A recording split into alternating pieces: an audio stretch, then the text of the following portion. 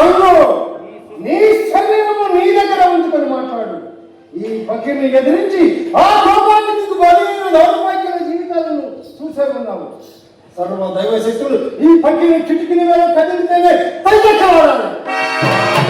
మంటల్లో ప్రపంచమంతా బూడిద సంఘం బూడిద. రాక్షసు నీతో ఒక్క క్షణంలో బతులు. ఇదివరకు లాగా నీ మాయాధికారం నా మీద చెలాయించి సుమా. సంగు నన్ను జయించడానికి ఏదన్నా మంత్రశక్తి కాదు తంత్రశక్తి సంపాదించావా?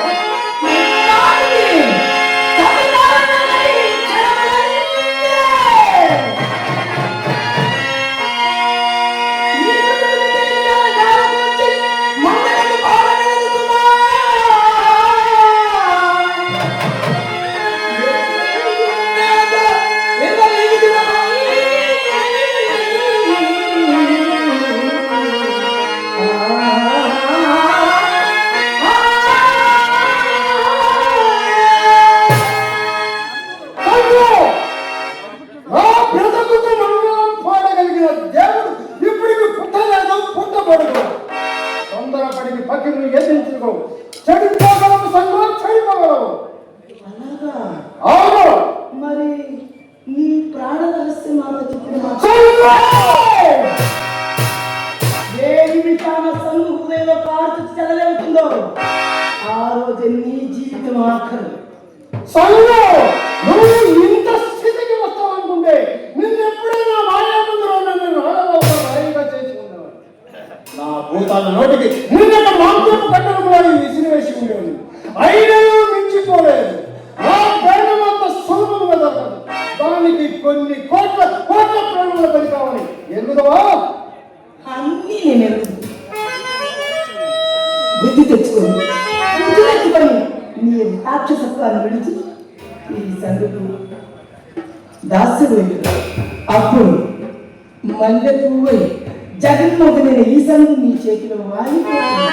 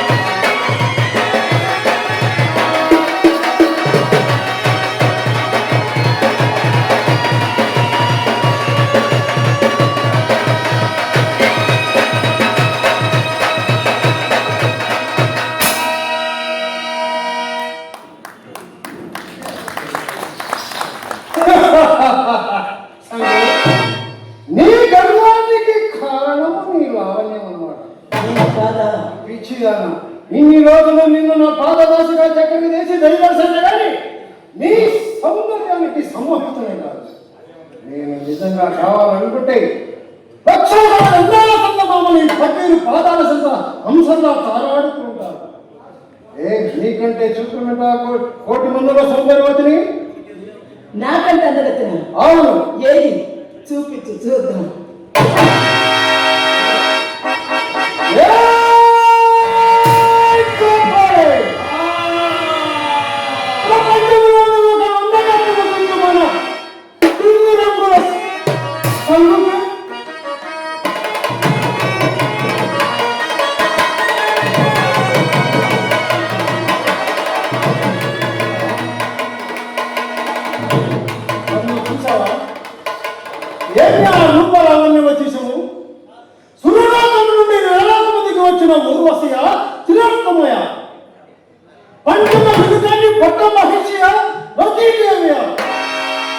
నేను క్రాంతిలో పడలేదు కదా.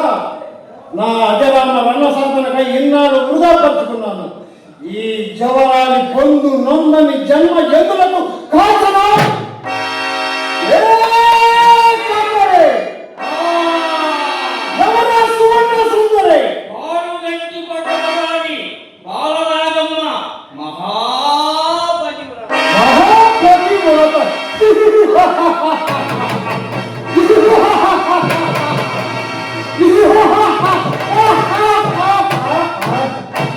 ప్రతివత సరి అయిన సంస్కృతి దొరకనంత వరకు ఆడది ప్రతివత ప్రతివత అనే పదము నా నికంఠంలో లేదు.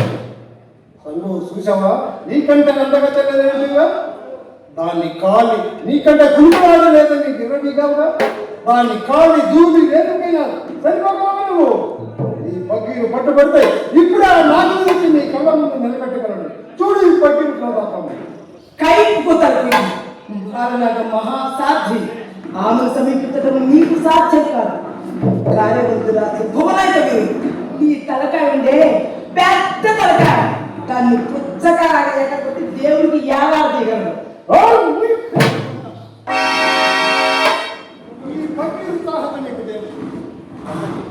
ప్రపంచంలోని సూర్యులందరూ ఒక్కసారి నాపై కత్తులు విసిరిన లోకంలో ఒక్కసారి నాపై అమ్ములు వర్షం కురిపించిన నా శరీరం మీద చర్మం కూడా కందిపోదు, తుదకొక రోమం కూడా కందిపోదు. తెలుసా? పంతానికి వచ్చిన తర్వాత అభిమానం ఎందుకు? ఇప్పుడే ఈ క్షణమే ఆ పాల్గొట్టి మామూలు పరమ ప్రతిభను తీసుకొచ్చి నీ కళ్ళ ముందు నిలబెట్టగలను. ఏ కాపాడే మన మాయా సైన్యం వచ్చిందా?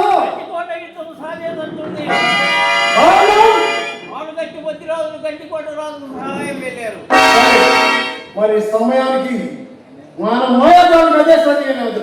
సంగు విన్నావుగా? పాల్గొట్టి మహారాజులు పట్టణం విడిచి పరదేశం వెళ్ళారట. సమయము సందర్భం అన్నీ కలిసి వచ్చాయి. నా మాట విని ఆమె ముందు నీ మంత్ర తంత్రాలు దమ్ముడి కూడా పలికారు. నా మాట విని పక్కి నా మాట విని నీకు ఇష్టం లేకపోతే కుక్కిరి పైన ఒక మూడను కూర్చొని ఏడుగు, లేదా నా పకీరు లేదా నా ప్రేస్ నాకు దాసిగా ముడిగుంటాయి. విశ్వాస కాపుకుని అది బట్టతో గొంతుకొస్తావా? నిజంగా నువ్వు ప్రేమిస్తావని నా తను మనసు నీ కర్పితం చేశాను. ఇలా ఎవరు దాటగా తెప్పు తెగలబడతావు అనుకోలేదు.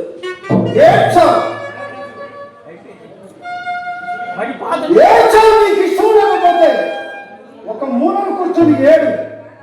అది ఇదివరకు చెప్పానుగా.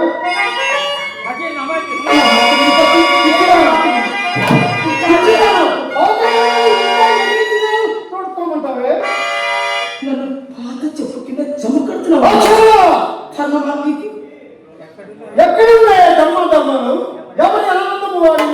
నీ ఆనందం కోసం నీ కోసం ఆనందాన్ని భద్రం చేసుకోమంటావా? ఆనందం అనుభవించడానికి న్యాయాలు సంగో నేను వేదాంతంలో తిరిగి గుండు కొరికించుకున్న సన్నాసులు కాదు.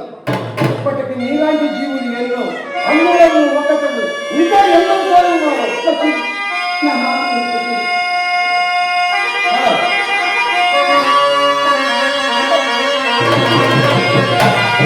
సంగో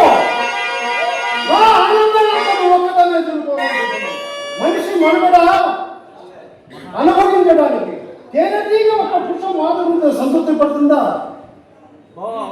నేను కూడా అంతే. ఓ, ఇంటిలో సంతృప్తి ఎక్కడ కనిపించదు. ఓ, అయ్యో!